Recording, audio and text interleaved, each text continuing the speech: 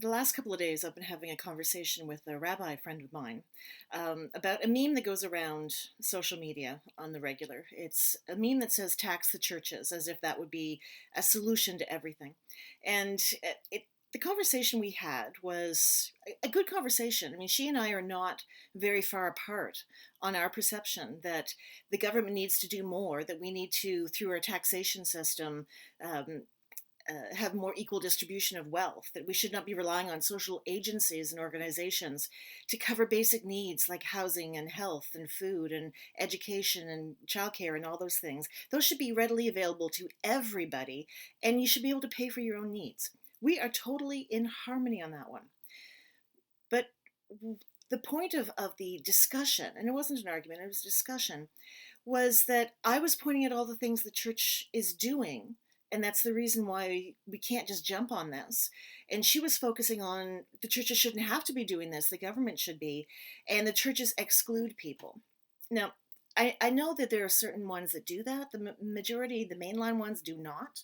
We're a very inclusive organization in our social outreach, for the most part. We have ways to improve, for sure. But as the conversation continued on, I started thinking of how this relates to the scripture we have this morning. Again, we're back in the upper room with Jesus and his followers. We're talking about uh, Maundy Thursday. He's telling his followers that he's leaving them. This is his goodbye um, conversation with them. And the two words that jump out this week are not fear and anger, they're love and joy. In the midst of telling his closest friends that they now have to continue on because he won't be with them, he is about to go through some awful, awful stuff and die. He's talking to them about love and joy.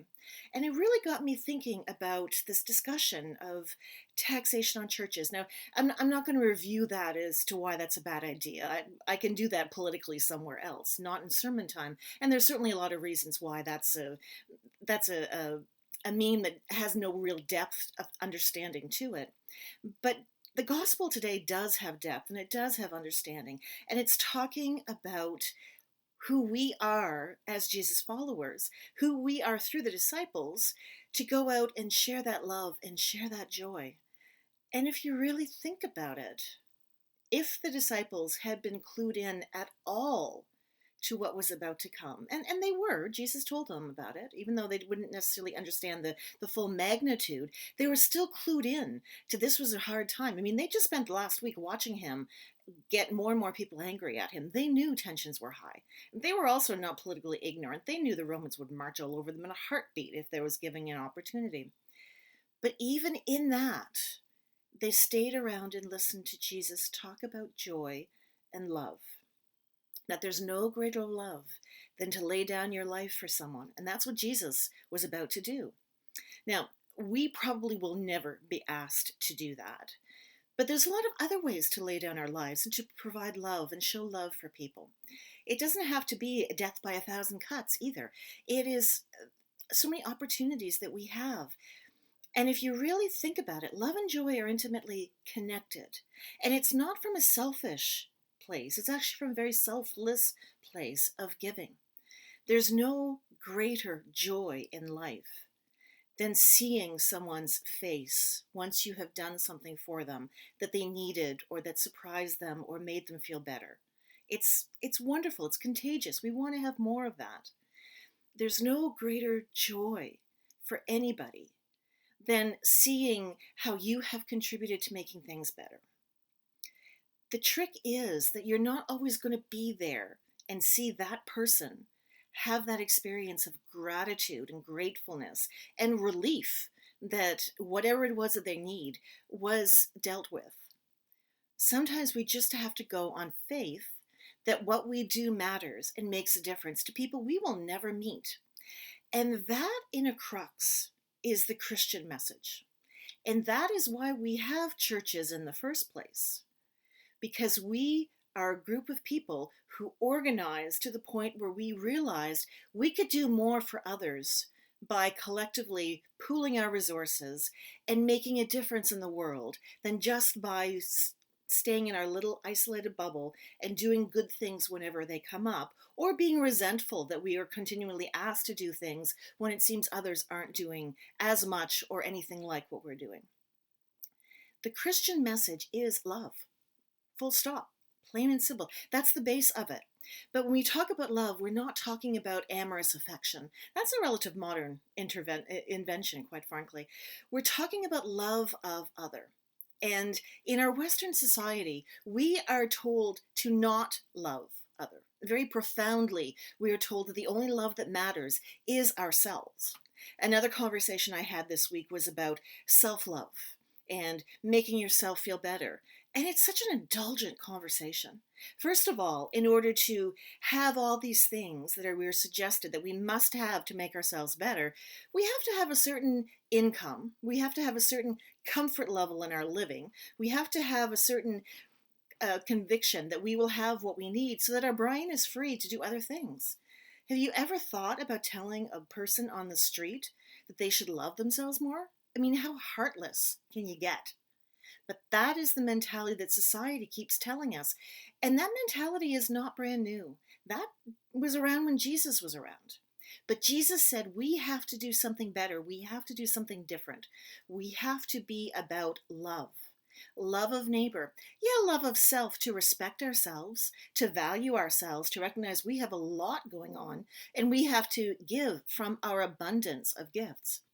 But not to the point of self-obsession, where we have to have the latest gadget or clothes or makeup or whatever. That is not self-love. Actually, that's a form of narcissism that is incredibly unhealthy and has nothing to do with the Christian message, but it's found, quite frankly, within Christians in our world. It's a practicing faith almost, and it takes away from the fact that Jesus taught us something different.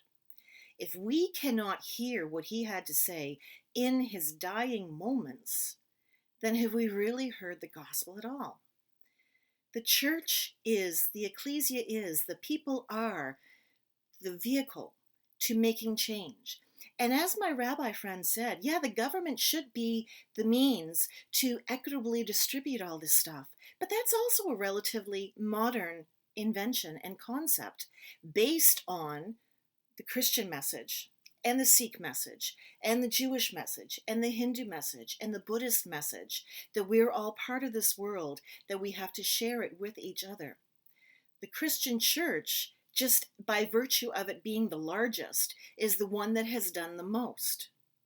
Now, the most damage as well as the most good, and we have to repent of our damage, but we have to continue doing the good, because Jesus came into a world that was just as broken today as it was back then.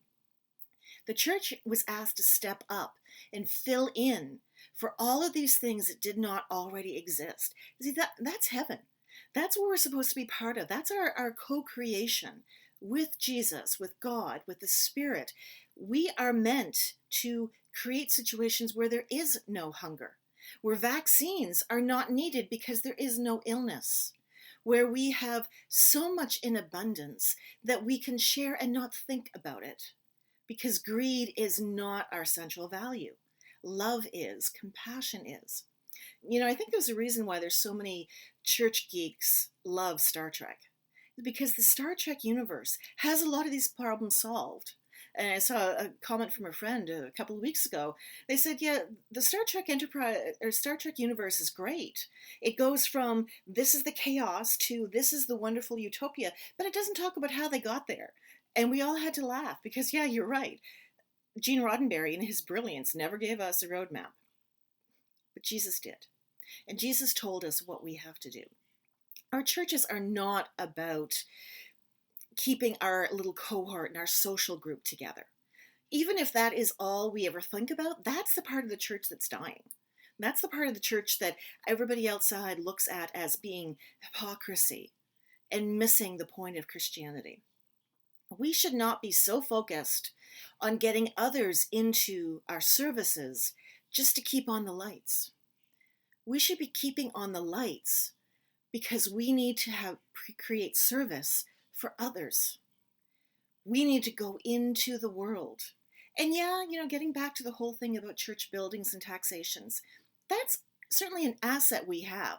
And anybody on any financial committee will know that we don't have that many assets going, but all we do have is a building that turns out, after hundreds of years, is on very valuable property. It wasn't originally.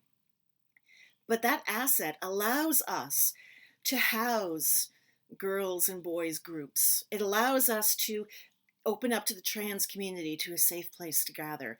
It allows us to have Alcoholics Anonymous and Narcotics Anonymous and Gamblers Anonymous meet in a space where they can share with their limited revenue, possibly even free space. It allows women's groups to come together.